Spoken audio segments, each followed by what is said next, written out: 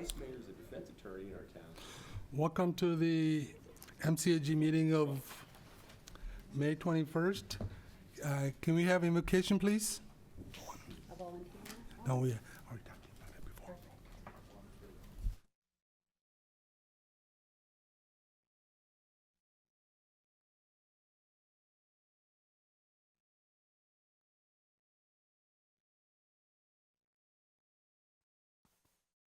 If you would stand and bow your heads, please. Our dear and gracious and holy Father in heaven, we humbly bow our heads and we give you thanks for, first of all, for this beautiful day, for the gift of life, and this beautiful county, this beautiful city, and for everybody who's in charge of these important decisions. We know that everything is in your timing, and we ask that you would give everyone here wisdom to make the right decisions for our children and grandchildren in the future. And thank you, Lord, for the opportunity. In Jesus' name, amen.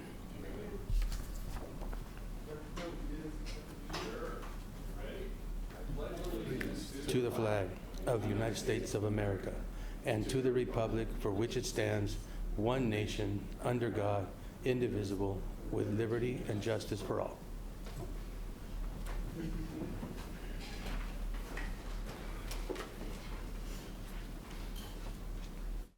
Clerk, may I have roll call, please? Director Nelson? Here. Director Reed? Present. Director Ford? Director Serrato? Present. Director Amabil? Director Pacheco? Director Pedroso? Present. Director Pereira? Present. And Vice Chair Samra? Present. Thank you, we do have a quorum. Thank you. Okay, at this time, approval of the agenda, please. I'll move to approve. I have a motion and a second. All in favor, saying by saying aye. Aye. All opposed? Thank you. Public comment. At this time, public is available to make any comments they wish to come forward to us. That's on the agenda. Does anybody wish to make a comment from public? Seeing no one coming forward, Caltrans?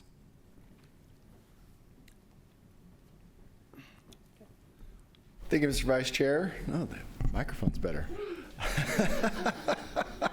That was a surprise. Good afternoon. Hope everybody's having a good end of May. One funding reminder and a few announcements. One is the California Transportation Commission's Active Transportation ATP Cycle 8 applications are due June 22nd. And then a few announcements. I know several of you kind of reach out to me or through Ms. Guzman for issues, which I'm happy to do that. But Caltrans does have a tool that you can pass along to your constituents as well that they can use to directly communicate with Caltrans. And the website is csr.dot.ca.gov, and that's our customer service request, csr.dot.ca.gov. And so when they submit it, they get an automatic email indicating that their inquiry is received, and then they'll also get a follow-up email once the issue is resolved. And each district gets a monthly, well, they send it statewide, has each district's how many inquiries and how many were addressed, and we take great pride in ensuring that our success rate remains high. So pass along that tool to your constituents. Last month, on April 24th, we had our 36th annual Fallen Highway Workers Memorial Tribute Ceremony, which was well attended. The weather was beautiful in West Sacramento. You're free to watch this past year or previous ones on the Caltrans website, and then we'll be doing it again next April as well.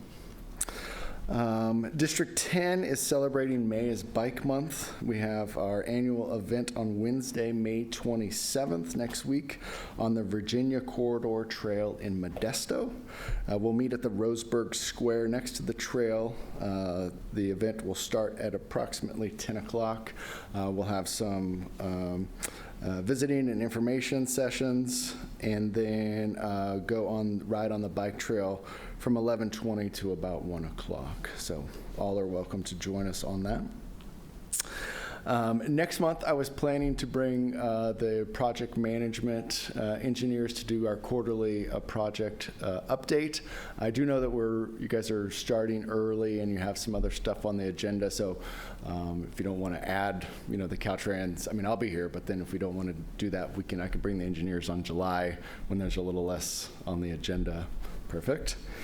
And then a follow-up item on the 152 project. So in Los Banos, we're continuing to progress with the temporary construction easements necessary for the work. And we still have a few property owners that we're waiting to sign, but we're planning another outreach event in the next month and a half or so, inviting those property owners involved, as well as some of the folks, local partners in the city as well. And then lastly, there's going to be a lot of folks traveling this upcoming weekend, so encourage you and wishing you and your constituents a very happy and safe Memorial Day weekend. So that concludes my report. Happy to take any questions. Anybody has questions for Caltrans? Dr. Nelson? Yes, I do, actually. So in regard to campaign signage, as I recall that when we fill out our paperwork, we get a package that says you're not supposed to put signs on Caltrans facilities. And I noticed between Atwater and Livingston, there are several places along the freeway where the signs have been put right on the fence between the freeway and the frontage road. And I thought, well, maybe they're trying to catch the cross traffic on the connecting streets like Cressy and Sultana and whatnot. Maybe they were just double-sided signs. No, they're not. They're facing the freeway.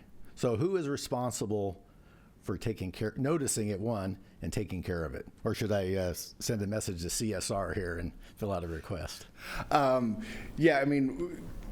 We obviously have our construction crews and our maintenance folks, driving up and down, but we don't always, driving on the freeway, we're not always knowing, where's the right of way and whatnot.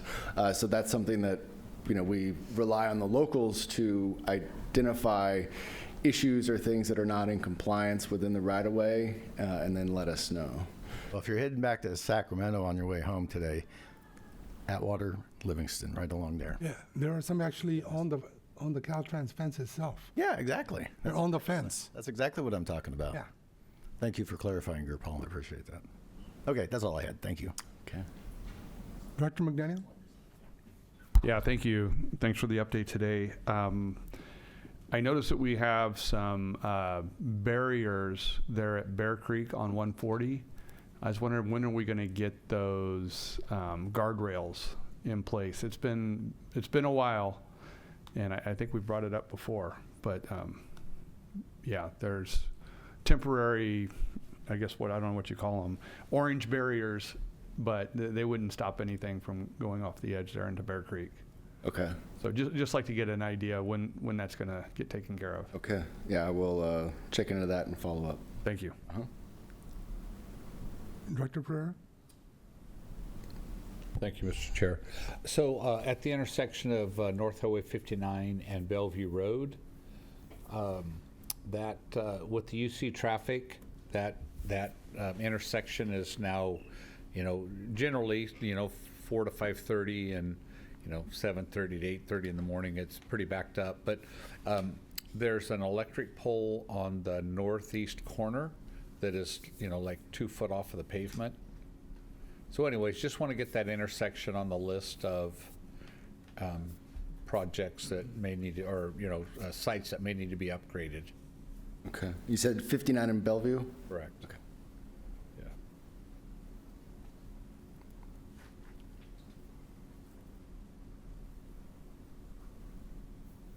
And then also just in the interim, on that, I think it's on that same corner, there's a pothole. Okay. So.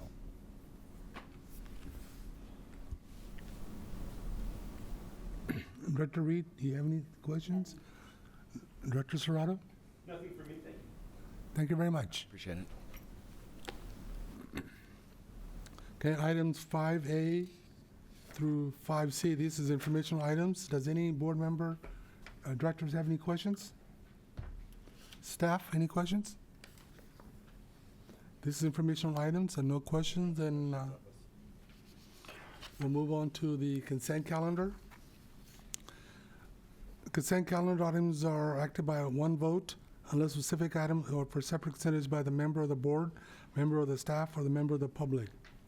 Does any board member wish to pull any item for discussion? Staff? Anybody in the public that wish to pull this item for discussion? Seeing no one coming forward, I'll entertain a motion at this time. I'll motion to approve. I have a motion by Director McDaniel. Do I have a second? Second by Director Reed. All in favor, signify by saying aye. Aye. All opposed? Motion carried.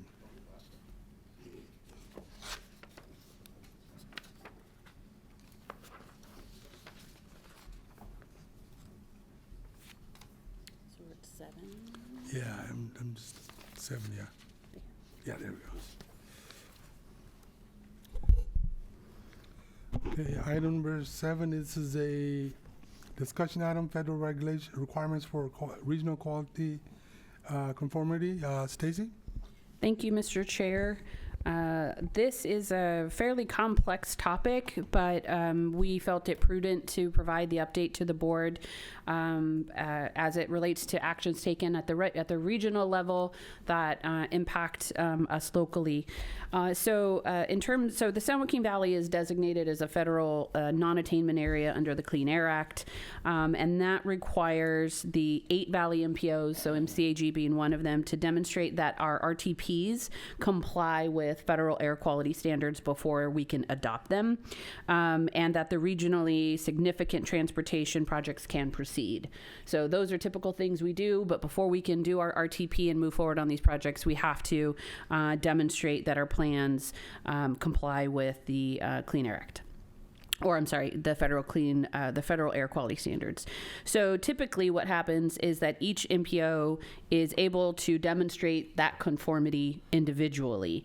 So we get what's called a sub-regional budget, and we're able to show that this RTP and this plan of investments, that the growth and investments that are included, though that it will not produce emissions that exceed the budget given to us for ozone. And so that's kind of the very simple explanation. And we typically do this, each of 8 of us in the Valley, even though we're one air basin, we do this individually. Where we're at, though, in this instance with the 2026 RTP that we're preparing to bring a draft in the next couple of months, as we're working through our RTP development individually and as a region, we have several MPOs, 2 or 3 at this point, we're still working down on the final detail, that are not able to individually demonstrate conformity. So they're not able to demonstrate that their RTPs are not worsening the regional air quality.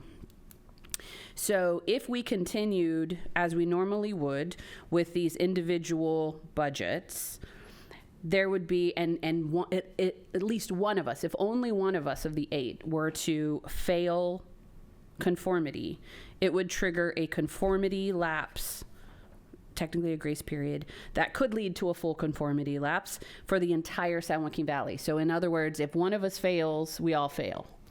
So with that, it's of great interest to all of us to try to find a path forward to not let that happen. So we have, and I should say, when there is a lapse and a freeze, consequences are, freezing on the approval of new regionally significant transportation projects, the inability to amend, add, or advance our projects in our FTIP, loss or delay of federal and state transportation funding, delays to construction, all the things we want to avoid.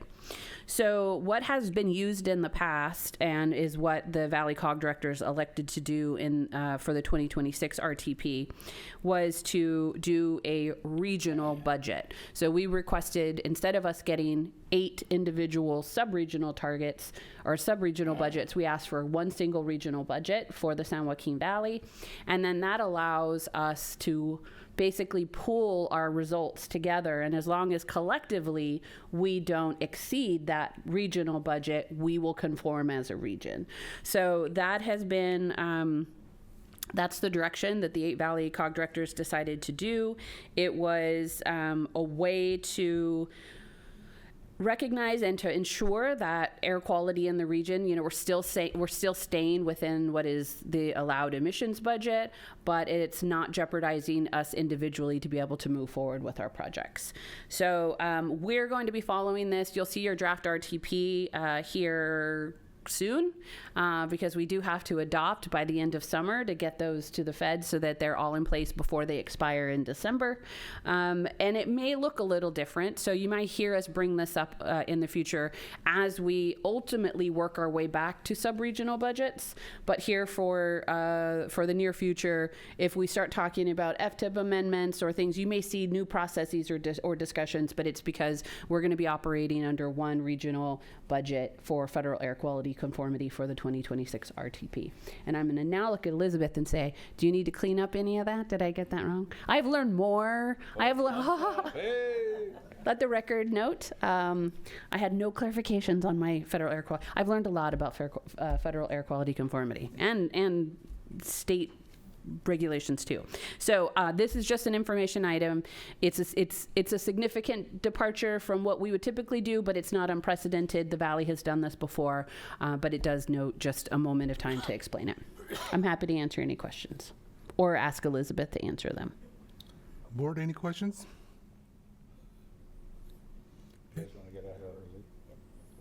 That was my biggest one. Elizabeth, did you wish to add anything? I know you guys gave your thumbs up, but anything beyond that? Okay. Oh, my God.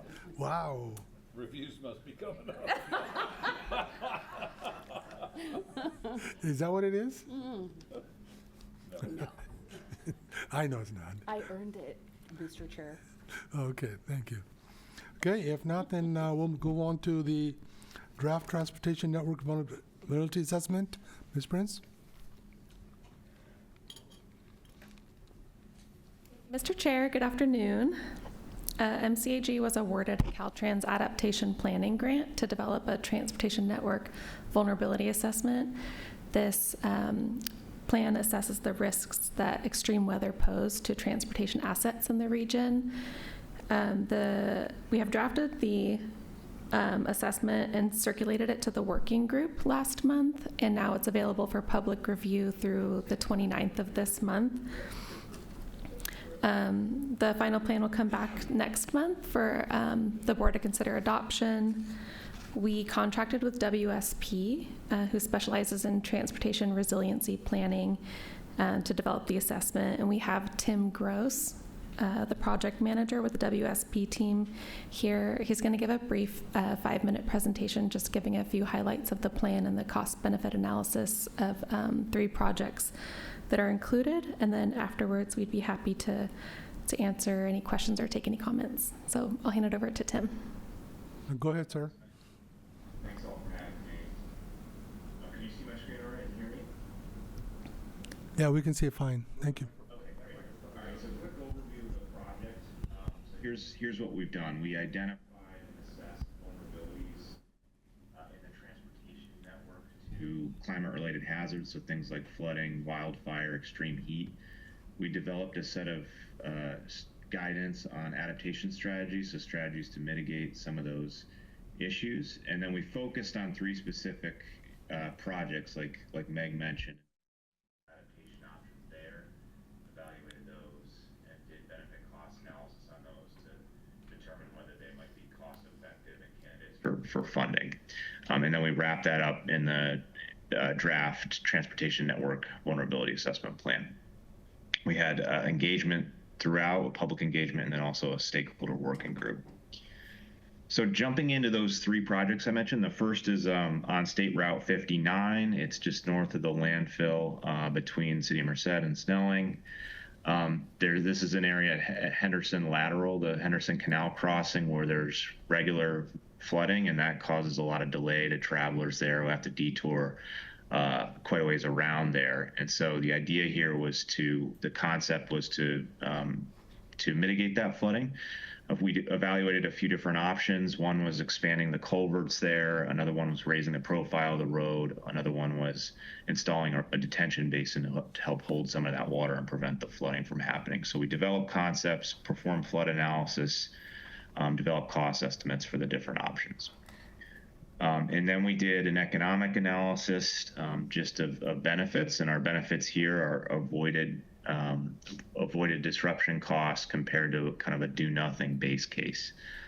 And so you'll see for all three of these projects, we list the benefit cost ratio. So that's benefits divided by cost. So a benefit cost ratio over 1 is good. And then net present value. So that's our benefits minus our costs of the project. And a positive NPV or net present value is a good thing. So for these options, all 4 of them showed to be cost effective.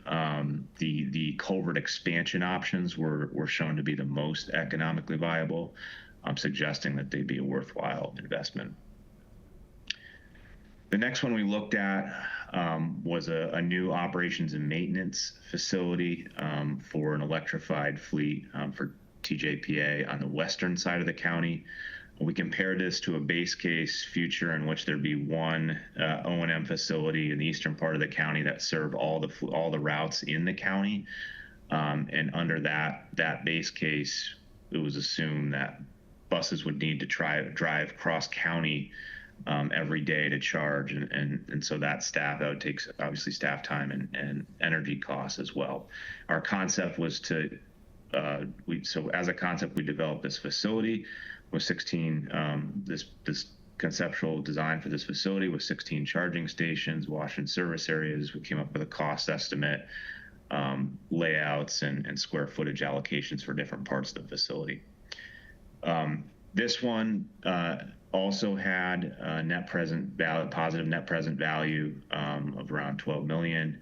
Under the assumptions used in the analysis, we looked at over about a 50-year window for benefits, and a benefit cost ratio above 1. And the keys there, the big benefits were just reducing those energy costs and that operator time to drive the buses cross county. And then the final one is the Bear Creek Erosion Control Project. This is to stabilize some severely eroded stream channel banks along Bear Creek in and near the city of Merced that have experienced a lot of issues in the past, including during the recent winter storms. And so under a do-nothing case, you see continued erosion there, sediment cleanup issues that need to be dealt with, levee subsidence, and threatening adjacent properties and transportation infrastructure. The concept here was based on an existing City of Merced project, and Doken Engineering has done some design work on that. And so we looked at the highest priority areas just to do the benefit cost analysis. So highest priority rock slope protection areas between McKee Road and West 16th Street in Merced. And they, again, for this one as well, the avoided embankment repair costs, the reduced sediment removal costs, those far easily outweigh the capital cost of the project of protecting those slopes. And some of the other benefits are protecting the bikeway that runs along there and the roads and properties as well. So just to wrap up, so for all 3 of these projects, they all were, under the assumptions in this analysis shown to be cost effective and would be good candidates for resilience focused funding. And the hope is that the concepts developed for this project, as well as the narrative and the reports and the economic analysis, could be used to help pursue resilience-focused funding for these projects and similar projects in the future. So thank you for your time, and I'll open it up for questions. Board, any questions? No? Real quick. Director Serrato? Thank you, sir. With respect to the City of Merced project on Bear Creek, what sort of information did you review? You mentioned you talked to Doken about the project they're working on. I know currently they're pretty far down the line in terms of design. What facts do you know and your evaluation of them? Yeah. So we Doken Engineering shared that information with us, and we use that to inform the benefit cost analysis. And we, we did some additional flood modeling just to show the benefits of some of those designs. So if there was a need to get more funding for that project, you could use that. But yeah, we included their information. They were helpful and collaborative on that. Thank you.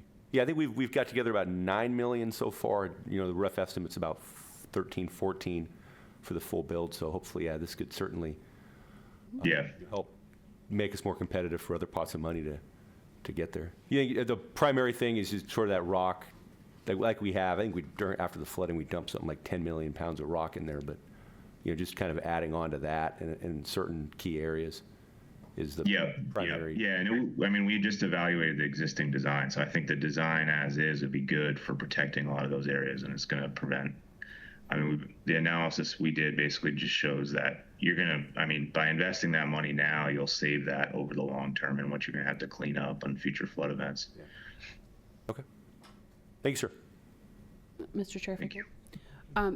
Meg, please clarify me or correct me if I'm wrong, but the purpose of the analysis we did was to prepare projects with this vulnerability assessment that thereby makes them eligible to go after certain new pots of funding that are really intended for, I don't know.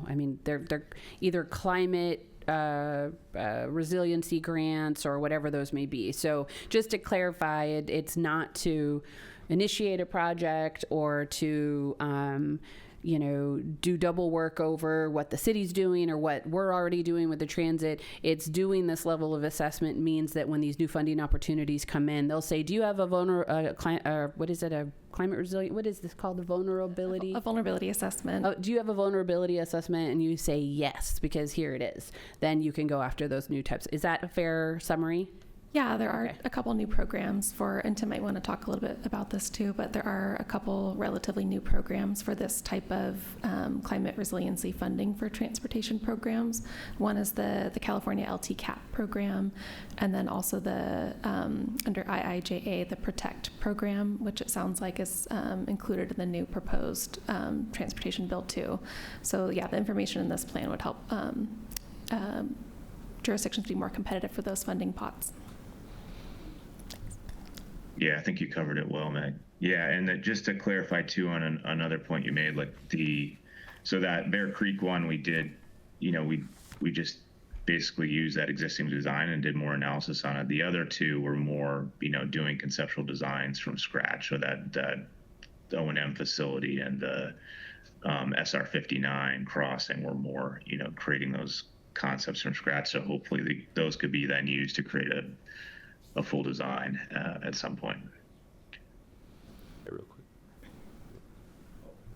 Go ahead.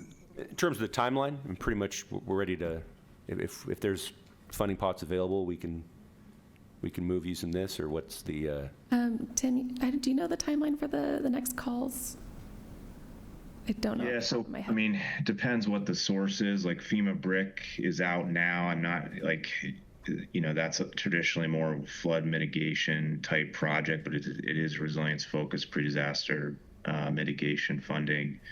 PROTECT, unclear on, but there's discretionary funds that we, for the current surface transportation bill, the IIJA, that we'd expect will be released at some point here. Not sure on timing, but it looks like Meg mentioned in the first draft of the new surface transportation reauthorization bill, PROTECT is in there, and there's funding was actually increased for resilience projects. So not sure on timing, but signs are promising there. And I do think just generally, if you've got projects that are helping reduce flood risk, erosion risk, or wildfire risk, there's going to be funding streams for those. And so just being set up to be ready to go after that, or if you've got an existing project that has one of those elements, there could be some good opportunities to help fund things.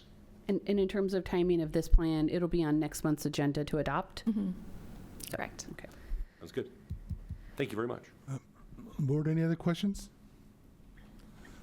Thank you, sir. Thank you. Thank you. Thank you.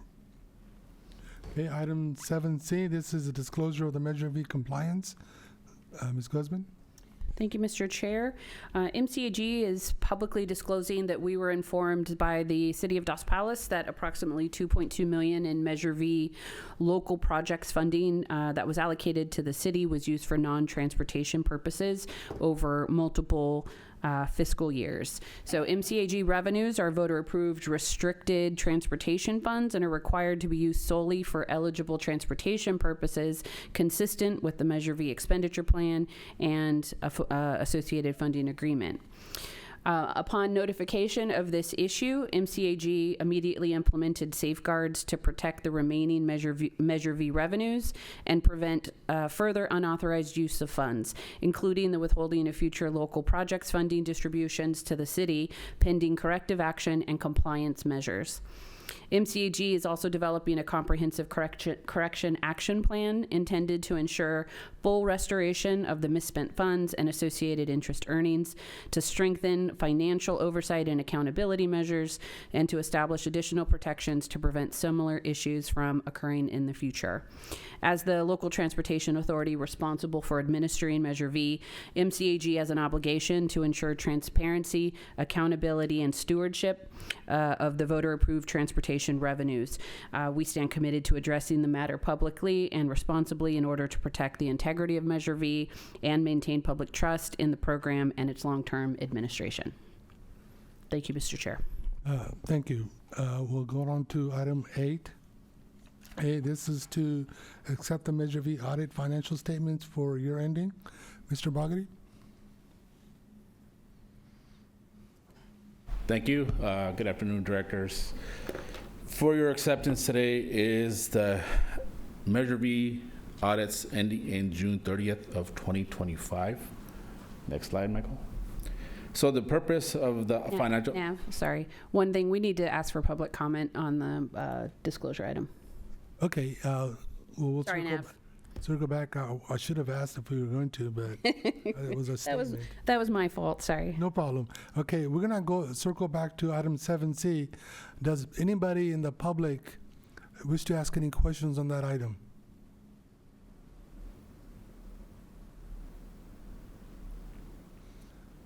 Seeing nobody come forward, we will. Anyone online? Nope. Okay. Anybody online? Any board members? Thank you. Well, the 7C is now closed. We'll move on to item 8A. Mr. Bogarty? Thank you. Again, this item is for acceptance of the Measure V audits ending in June 30th of 2025.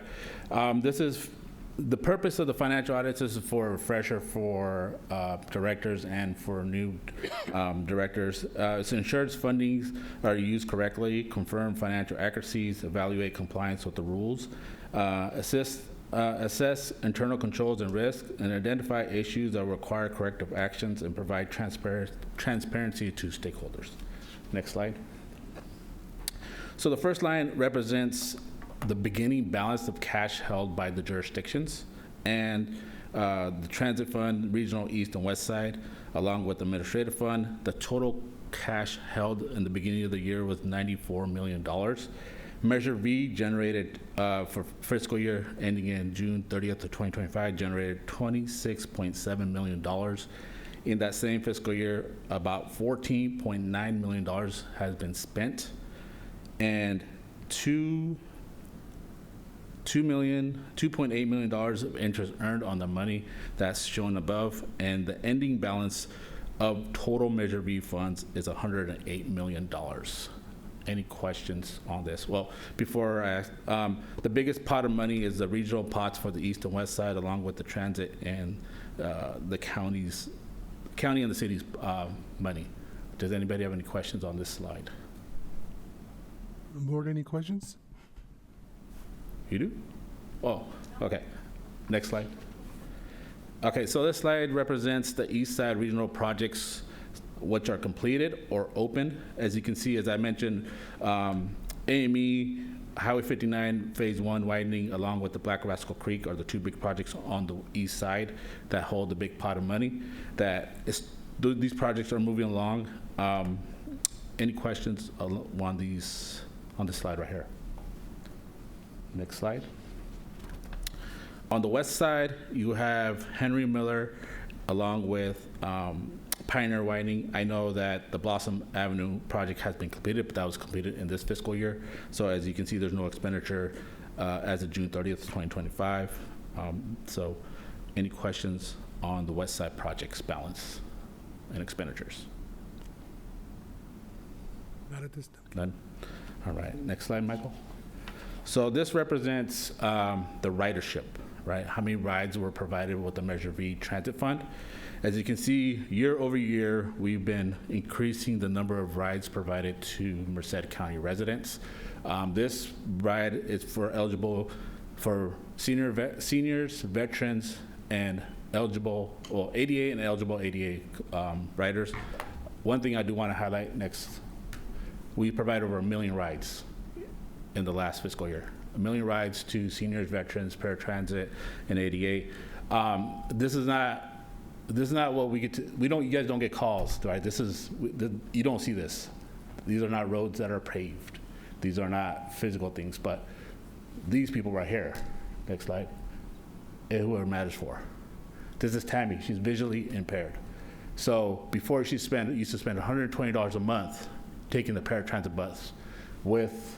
I will give Stacy the credit on this. It was her idea to provide, subsidized fares for paratransit as well. Since we do subsidize those fares on fixed route, she wanted to do it on paratransit. So she saves $120 a month, almost close to $2,000 a year. Now she gets to do activities like go to doctors on her own, or go to the gym, or whatever it is on our bus service. So this is why it's important to us for these people right here. Next slide. But there were some findings, right? Some jurisdictions do not constantly report interest earned on the Measure V fund. It's a little interesting because I'll use the county as an example. They have a transportation fund, right? That money goes to the roads regardless. If it's Measure V or funded or transportation funded, it still goes to roads. So we're working with the county to kind of just demonstrate if that pot of money, how much interest would have occurred. But, at the end of the day, I do agree it is money still going to roads, regardless if it's Measure V interest or it still goes to roads. The second one is the inconsistency and delays in the quarterly expenditure reports. This year, I could say 98% of the reports been on time. And the ones that are not on time, they let us know ahead of time, hey, we're waiting on this, or something happened with our system that we're gonna, submit them on time. So this action for this year has been corrected, but last year there were still some jurisdictions that were, getting caught up. And last year we talked to this board about copying the jurisdictions, the members, the board members on them. That actually helped really much. So this year we've seen 98% accuracy in reporting. The last one, safeguarding of Measure V cash held by participating jurisdictions. That's basically what Stacy referenced in the item before. So any questions about the Measure V audits? Board, any questions? No, continue, please. That's it. That's it? Board, any questions at this time? If not, this item is open to the public. Does anybody from the public wish to comment on this item? Seeing nobody come forward, I'll entertain a motion at this time. I have a motion by Director McDaniel. Do I have a second? Second. Second by Director Pereira. All in favor, signify by saying aye. Aye. All opposed? Okay, measure passed. Item 8B, this is to adopt the Measure V implementation plan. Ms. Guzman? Thank you, Mr. Chair. Sorry, give me 1 second. No problem, I kind of got there fast.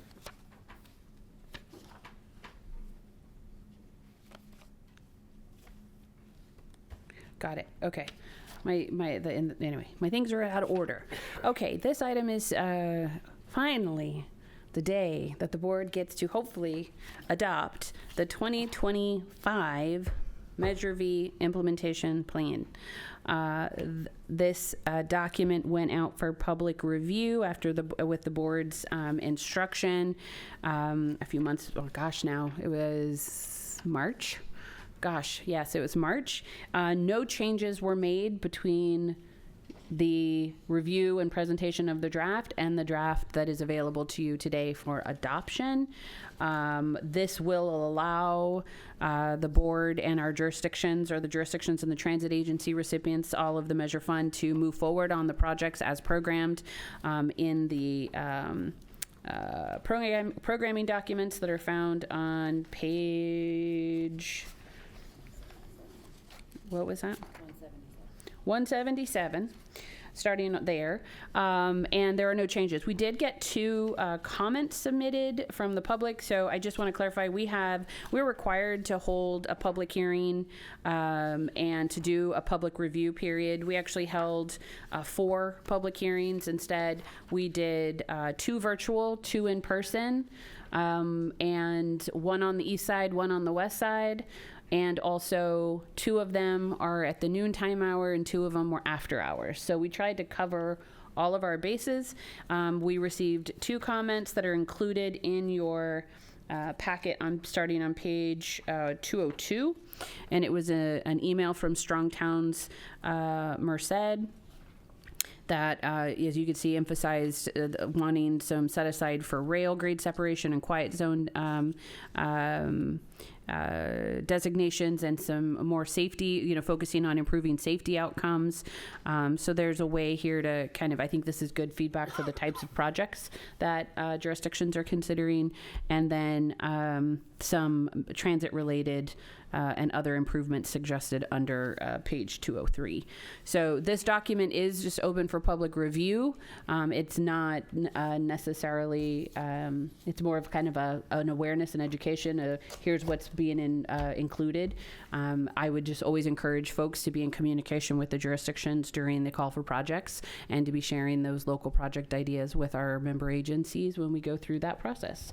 So unless anyone has any questions or would like me to review any segments or drafts of the plan, it is available. And I should have noted that we did already have 1 funding agreement for the projects here that was on consent pending the adoption of this, and that's the Santa Fe Rehabilitation Project for the County of Merced. So as soon as this gets adopted, funds will be spent. Board, any questions? Okay, this item is now open to the public. Does anybody from the public wish to comment on this item? No? Okay, item is now closed to public. Board, any further discussion? If not, I will entertain a motion at this time. A motion by Director, I'm sorry. Okay, for the next one.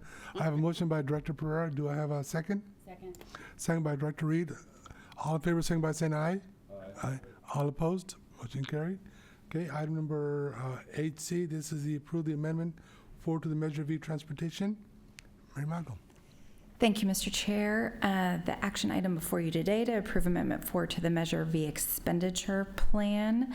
The expenditure plan has a provision that once every calendar year there may be language amendments proposed and adopted by the board.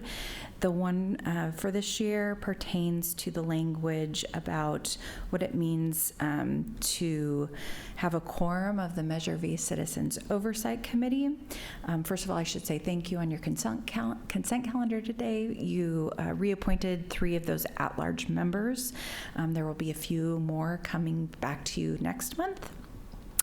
But as you know, we've had a consistent issue keeping those seats filled. There are 14 seats on the COC. Currently, only 9 of them are filled, and the language as it is written now in the expenditure plan states that a quorum will be no less than 8 members. As you can imagine, getting 8 out of 9 people in a room together, even though it is only twice a year, can be challenging. Just this month, I should say, we had to reschedule a COC meeting when we showed up to the meeting and only 3 members came. So in order to pass those audits, we had to call a special meeting. So in consultation with legal counsel, we're proposing to change the language that a quorum will now be no less than 50% of the appointed committee membership. So however many seats are filled, a majority of those appointees will constitute a quorum. And as I mentioned, that language is highlighted in Appendix B on page 15 of the plan, and I'm happy to take any questions if anyone has any. Board, any questions?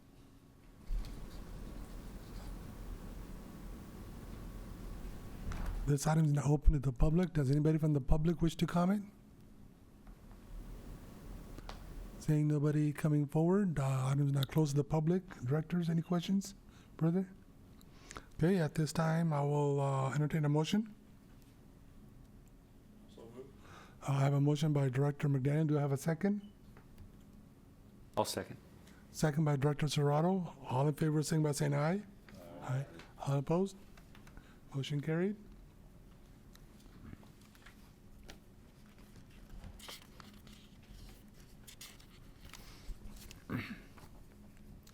Item 10A, this is a discussion item. This is the draft operating and capital budget fiscal year. And we have, okay, go ahead. We have a tag team. Tag team. I'll be kicking us off and then I handing think it over. Director Perez was right. It is evaluation time, so I see Mr. Barger saying Stacy's great and all that. So I see something going on here. We're trying to, spread the joy here. So yes, we are looking at the 26-27 budget for TJPA. And first off, we'll do just a quick recap of our ridership to date. As you can see, we did see a little bit of a dip starting in October, November. However, we are seeing increase in ridership with current fuel prices, and going into the summer, the hotter months, we normally do see that. So if we look at the average for the year, and if we meet those numbers and get about 59,000 for the remainder of the year, we will be just slightly over our numbers for last year. So we're hoping to see those increase, and making some good initiatives to get our ridership up as well. Next slide, Michael. So some accomplishments that we have seen over the past year is we did procure a hydrogen fueling trailer for our pilot that's coming up. The trailer was actually just inspected, and we should be seeing it on site soon. There's still permitting and things that need to happen before we can actually put hydrogen in it, but we're excited about that.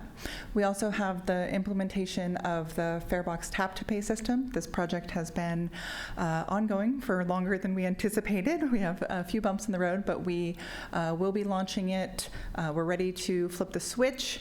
It is, again, the tap to pay system. You can either use a credit card or your phone or any payment system, digital payment system. It also includes the app that you can use and purchase passes through.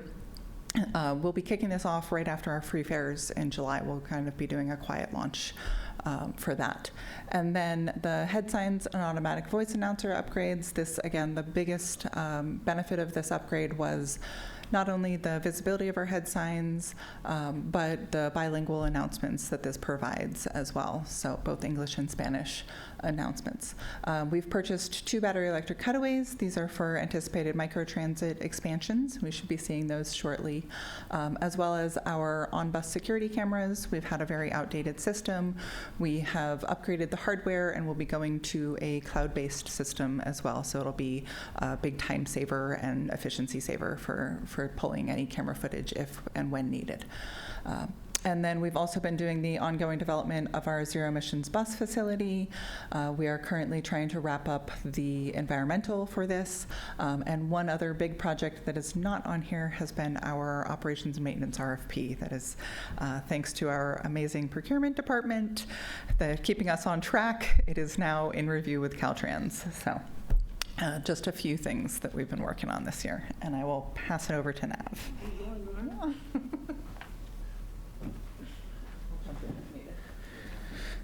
She wants to take all the credit for all the good stuff and then bring me in for, the tough conversation about, increased cost and all the good stuff. So for the budget for 26-27, our budget is increasing by 4.6%, which is $765,000. The primary driver for the cost increase is our annual contract escalation for the operation and maintenance, and also the rising fuel cost and insurance cost. We are always striving to look to make our service better and make more efficient.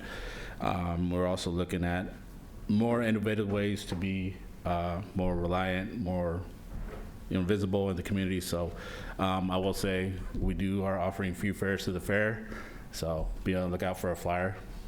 Next slide, please. So as I mentioned, we do have a decrease in professional services, but our operation and maintenance contract went up by $340,000, but the biggest increase is the maintenance and fuel. The fuel by $753,000, right? As we know, there's some uncertainties in the world, and especially in the Middle East. So we're assuming the diesel price to stay at $7 a gallon, and then gasoline at $6 a gallon. But we do have a decrease in our maintenance expense, which as we transition from our older fleet to a newer fleet, it gets a little bit cheaper to maintain these buses. But overall, the biggest increase is our fuel and operation maintenance contract. The total increase is $765,000. Any question on our expenditures? Thank you I was going to ask the question, but thank you, you already answered it. How's maintenance equipment costs coming down? But it normally doesn't happen, but you explained the newer fleet, so. Yeah, Thank you, that was. What do we, what is it? Average age of our fleet? No, what did we transition so far, like 200 feet, like? We've transitioned about 85% of our fleet. 85%. Yeah, that's why, yeah. Yeah. Thank you. Our operation revenues, we do see a decrease in our 5307 funds, a little increase in 5311 funds. That's our rural funding. But then TJPA does see a decrease in state funding, SDA funds. So we are going to be looking at using some of our carryover funds of $932,000. And then we are going to be utilizing the state of good repairs of $159,000 this year. And then rest of our funding does stay stable. Our agreement with UC Merced and Merced College, and their Merced College, as a cost increases, we do increase our costs a little bit. And then UC Merced, we were in a pilot program. What we did was now it's based on enrollment, so they're giving us up-to-date enrollments, and that's how we charge them. So we'll see a $80,000 increase in our local fares. So that's how we were able to balance our budget for operations for fiscal year 26-27. Any questions? None. Okay. Moving on to our capital projects. These are our capital projects that are coming over for 25-26. One of them I would like to highlight is, as we do have a 40-foot hydrogen bus in here. Elizabeth was able to get us some additional funding where we'll be bringing back a revised budget for next month where will be 2 hydrogen buses instead of 1. We'll be using some CMAG funding, which is a congestion mitigation air quality funds, will offset to help purchase 2 hydrogen buses. So, and then the 7 transfer vehicles, one of the things I want to highlight, last year I remember bringing back a hybrid electric. Well, by the time the state approved our application, those vehicles were no longer available. So we were able to go from hybrid electric just to hybrid vehicles. So we don't have to put chargers in or nothing, just hybrid vehicles with the same dollar amount. Actually, they came in probably $2,000 cheaper, so we're at $197,000 of our $199,000. So, any questions regarding this matter on our carryover? Next slide. So we are looking to purchase a property and use some rehab money in an amount of $1.7 million. We're also we did secure a 5310 grant to purchase 4 cutaway gasoline buses.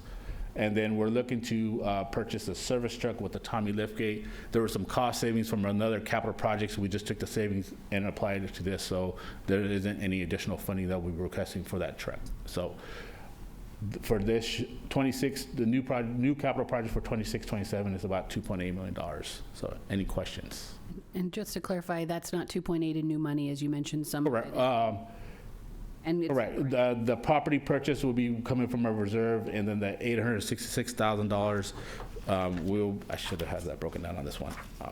We will be using 5310 money, some state of good repairs, and a small amount of our LTF money, about $150,000 of it only. So, any questions on the TGA budget?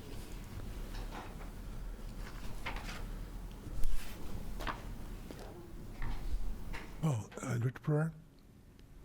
Yeah, I missed which property are we wanting to buy? Transpo. Oh, okay. Yes, sorry. I do apologize. Yes, we're looking to purchase the Transpo. I know the city of Merced has reached out to us to start negotiating on the property. So we're looking at options and see where we can get creative on it. So we will be looking at property on the west side as well. All right. Any questions? Board, any questions? Thank you. Thank you. Okay, going to item number 11A.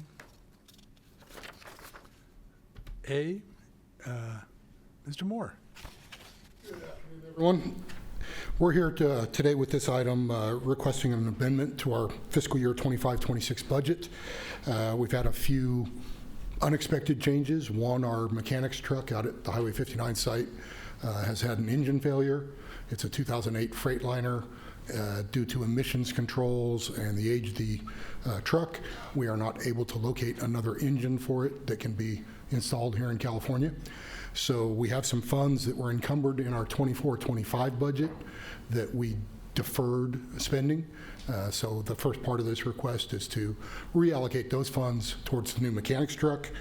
The second change is a shift of some cost savings from items that we purchased in 25-26 towards the purchase of our second replacement utility vehicle. It's a Kubota utility vehicle. We had $35,000 in the budget originally for two utility vehicles. Again, due to emissions control and tariffs earlier this year, the first one we purchased was about $21,000, so we had a shortfall there. But in the savings from a couple of other items, we're able to shift that over and acquire the second utility vehicle upon approval of this amendment. And other than that, if there are any questions, I can answer those. Board, any questions? Seeing nobody come forward, anybody in the public have a comment? Seeing nobody, coming back to the board, any further questions or any questions? If not, this is a action item. Anybody like to make a motion? I have a motion by Director Nelson. Do I have a second? Second. Second by Director Reed. All in favor, saying by saying aye. Aye. All opposed? Motion carried. Thank you all. And item number 12. You can throw me back up.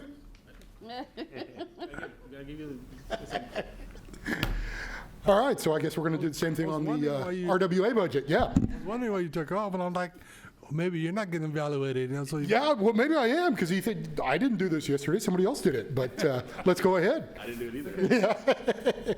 Yeah. All right, well, good evening. We're here to discuss our draft budget for fiscal year 26-27. So first here, this slide shows our tonnages over the last 5 or 6 years. The line in green on the far right represents the current fiscal year. For the remaining 2 months, May and June, we've estimated based on the prior 10-month and prorated.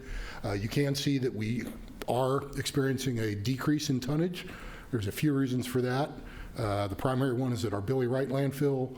We did have a large amount of waste that was being imported from out of the county. Some of that waste has been redirected due to the fuel increase costs. The haulers are able to go to a different location, pay a higher per ton fee, but because of the reduced transportation distance, they're saving money. So we've seen some back and forth on those issues. Again, also this year, luckily, we did not have any major disaster type waste streams such as avian flu or fire debris. Each of the previous 3 years, we've had a large amount of material from those waste streams. So our tonnages are down a little bit. We can go ahead and go to the next slide.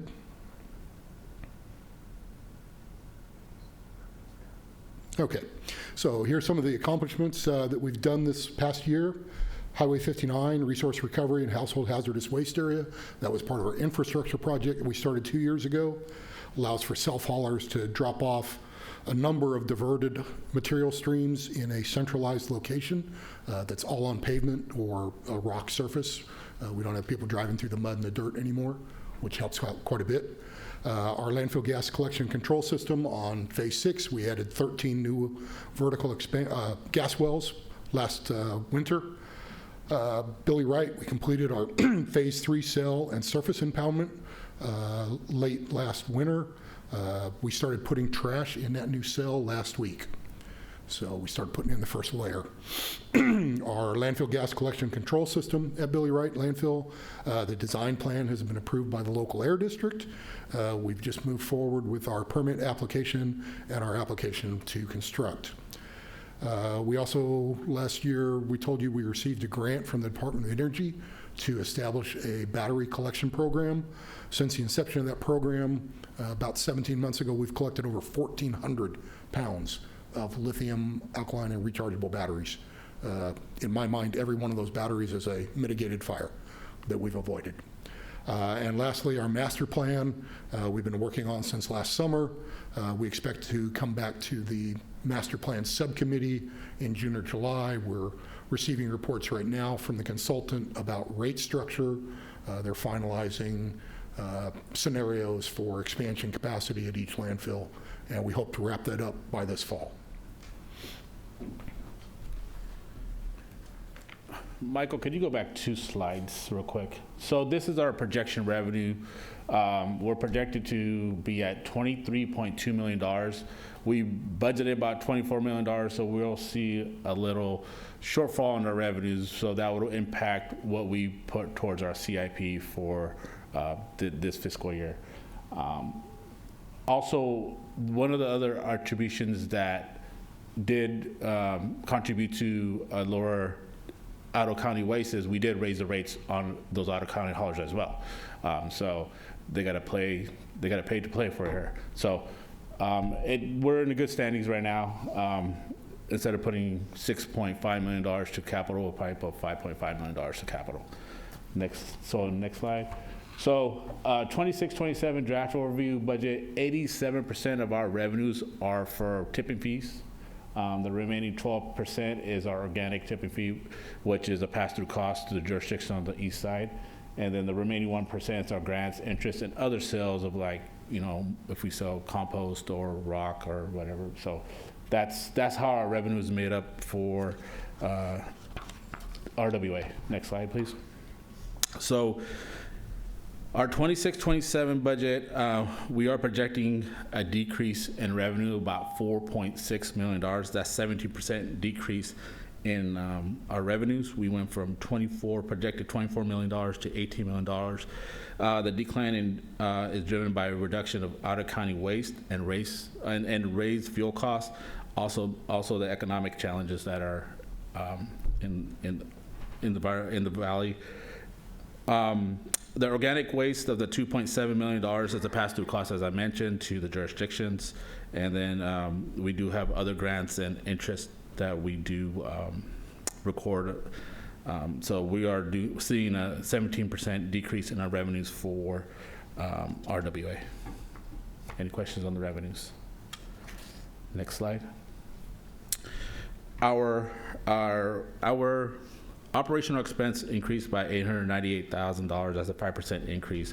But of the $898,000, $513,000 is associated with the organic waste, which is the agriment, which is a pass-through cost. And then the remaining cost, the 83% of it is made up of operational expense. And next slide. These are the attributes, what is driving the additional increase. General liability insurance, our equipment maintenance, repairs, along with, as I mentioned, the pass-through cost for organics, the DBO, and then environmental fees, and also our electric utility services. We also one of the two factors is one is our current flare is operating at a higher efficiency, which pulls a lot more energy, and then we're also taking into consideration installing a flare system at our Billy Wright landfill next year as well. So this is what makes up the $898,000 increase in our expenditures for RWA. Next slide. So to recap our revenues is $21 million revenues, $17 million of operating expense. That leaves us a gain or loss of operational income of $4 million. Next year will be our last year that we paid off our debt, our bond debt. So in 2027, we will be paying off that $2.2 million bond debt. And any additional revenues that's left over will go into a reserve fund for capital and our CIPs, which we're estimated about $1.7 million. And we will have a balanced budget for 26-27 budget. Next slide. So we are, RWA is looking to purchase and rebuild some equipment. Two equipment rebuild is the motor grader and the dozer, and we're also looking to purchase a D6 track dozer along with the tarp machine and tarp machine spools. Total expenditures for our fleet is about $1.5 million. Any questions on our fleet budget? Next slide. So RW has several capital improvement projects underway, including initiatives that serve as the seed funding for future development. There are no new CIP projects in this fiscal year. Historically, they used to put the cart before the horse or count the chickens before their eggs are hatched. So long story short, what we do is once the revenues are recognized and we have the revenues, then we allocate those to CIP projects before, we want to make sure we have the revenues before we can allocate those to the projects. Next slide. So this board has authorized $4.2 million of projects. We've spent about $22 million of the 4.2, which leaves about $20 million in encumbered funds for RWA as of March 31st, 2026. So any questions about the RWA budget? Oh, last slide, sorry. Just to recap, our operational budget, we're projecting $21.9 million in revenues, $17.9 million in operational expenses, and then $4 million for debt and capital transfers. Our fleet budget, we're looking at $1.5 million of purchase, which leaves a balance of $5,700. And then in capital improvement projects, we have $42 million of authorized. We expended $22 million of it, leaves us a encumbered balance of $20 million. So any questions regarding the RWA's capital, fleet, and operational budget? Board, any questions? Could you go back a couple slides? There.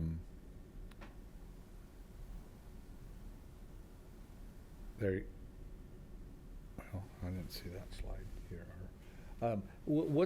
How much is our bond payment? The remaining bond payment is about $2.2 million. Okay, and then wasn't there 4.7 million?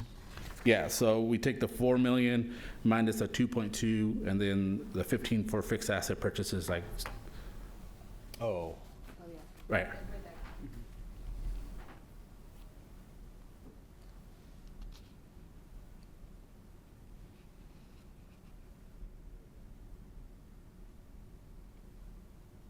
So we're gonna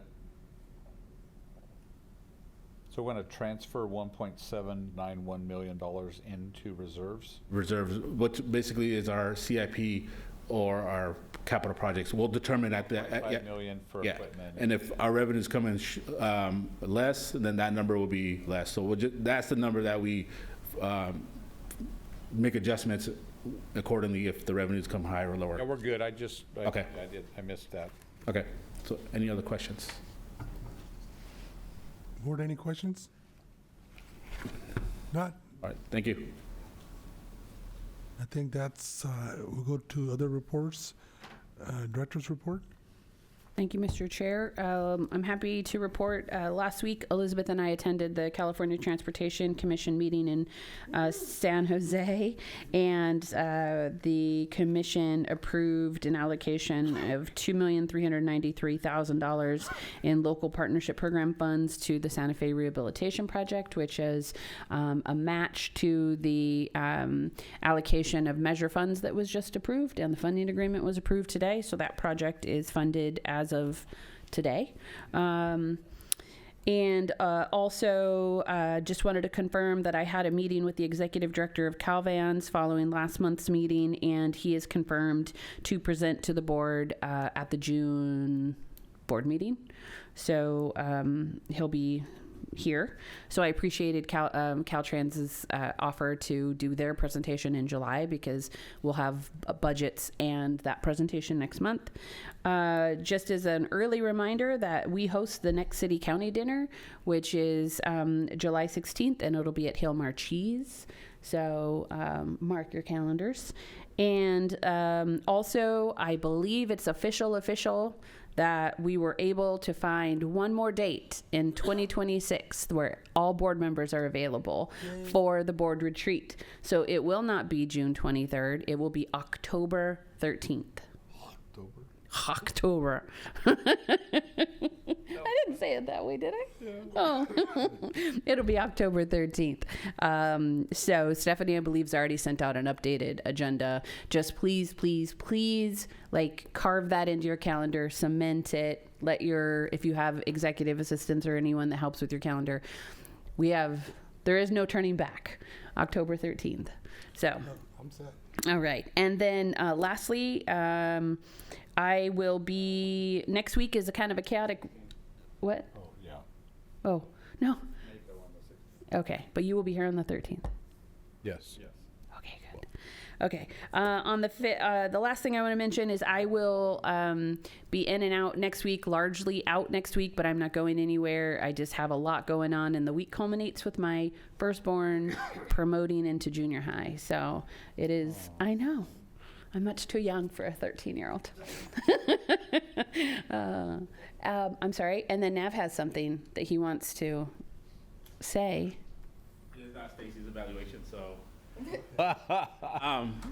I wanna highlight our staff. Yeah, I wanna highlight our staff at RWA. As you know, there was a fire out there on Monday, and we had our staff very resilient. From our supervisors to James, I would say they're out there, putting the fire out with their feet. Stacey and I were out there, not putting out fire, we were just over there looking. But I want to say, I want the board to know that our staff did a phenomenal job in handling that fire. It was one of the biggest fires that RWA had. Probably burned about 40 acres. Had some damage, but I want to say this for this board, and I hope our staff's watching, that I want to give credit to our staff that did a phenomenal job in handling that situation. It could have gone really bad, and I'm pretty sure Director Pereira, you probably saw the smoke from your house. I drove past it while realized all the work that had been done to stop the fire. We have some, and their staff the last couple of days just staying out there late just to make sure there's nothing. And ironically enough, there was a fire today at Billy Wright at but it was out real quick. But so. Just want to give you a highlight to our staff that did a phenomenal job. Sure, I do have a question. Yeah, so the gas lines in several spots burnt. And so is that just the gas is under such low pressure it didn't cause big issues, or how? Well, I'm curious. Yeah, the typical gas quality that's in that pipeline is flammable, but it's not explosive. So it will start burning, and that was what a lot of our staff on the ground was doing Monday afternoon, was trying to extinguish the fire inside the pipe. A lot of times the fire was actually hot enough that pipe actually melts. There were several spots where you can go out and look down, it looks like almost like it was melted oil that has now reformed into plastic. So, and that was part of the challenge. I mean, and it's, you know, for the last 3 days, we've had our water trucks circling the site continuously, wetting down those areas. I definitely appreciate Nav's comments. I also want to pass on my thanks to CAL FIRE, and I believe we even had a City of Merced Engine 1 was out there. And, you know, again, complimentary, both their staff, our staff. CAL FIRE was very complimentary of the efforts our staff put in. It was one of those instances where the wind was gusty, we had low humidity, and once the fire started in the grass, even though we've cut that grass 3 times this year, it was only about 6 inches high, but the wind whipped it up and over the hillside and you know, jumped across the road into phase 1 through 4. So as Nav said, it was about 40 acres of damage. You know, preliminary estimates, a little over $200,000 in materials and labor to rebuild the gas system. We submitted our deviation report and variance request to the Air District today because clearly we're going to be offline for longer than 5 days. Materials should arrive tomorrow. With the holiday Monday, we expect to start repairs on Tuesday, and it'll probably be a several-week process to get the gas system replaced. But thank you.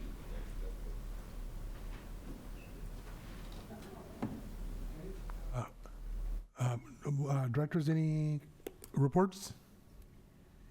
I just say I'm very excited about the SB1 LPP funding for Santa Fe. That was a project that we were looking at having maybe a couple years out, and able to put that together with the recent rains that and the Caltrans has left because of the rerouting of traffic going on to Santa Fe. I was just glad that they moved it over to the consent calendar, so it was unanimously approved, which is very exciting, and just happy to move forward on this project. Good project. Director Nelson, anything to report?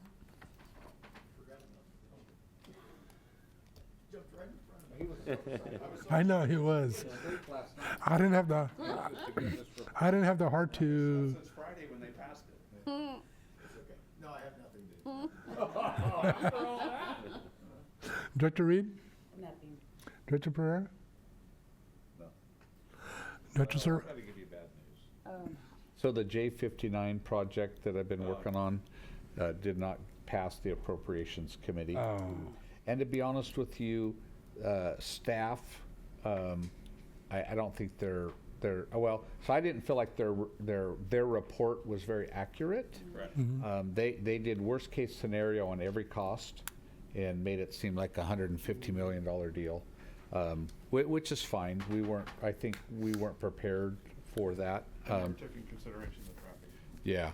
So I talked to the senator today, and she said it's you know, not dead yet, that they're going to do some work, and hopefully we can revive it.